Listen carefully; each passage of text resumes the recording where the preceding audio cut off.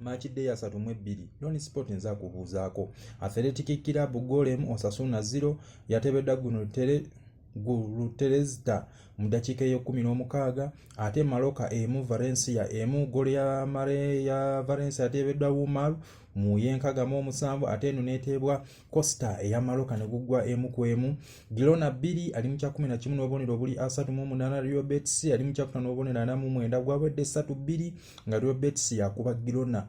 So webito biri Madrid yamaze negujjayo Mbappe mu ya 3 ne Vinicius Junior mu ya 5 ate Martinez mu ya 9 nga bagasseemu emu eya RVs ne guggwa golo 2 kwemu Madrid ya kuba go ali mu kyakubiri n'obubonero 7 mu busatu. Barcelona leero azannya ono RVs gwe yakuba mu kya 17 n'obubonero 3 mu busatu.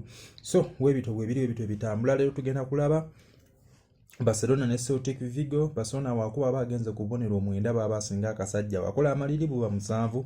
Twongere tulabe Eshi agenda kuzanya Atletico Madrid guggwa gutya mu comment section. Atletico ajja gujjayo ku lunaku olwokuna tujja kulaba Real Oviedo ne Villarreal. Villarreal ajja guwangula nga 2-1 era ku lwokuna twongere tulabe Real Volcano agenda kuzanya Espanyol tulabe La Venta ne Sevilla. So webito bibiri ye La Liga Cup match day eya 3-2 webito bitambula.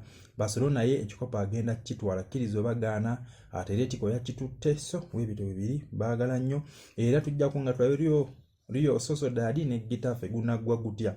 So webito bitambula.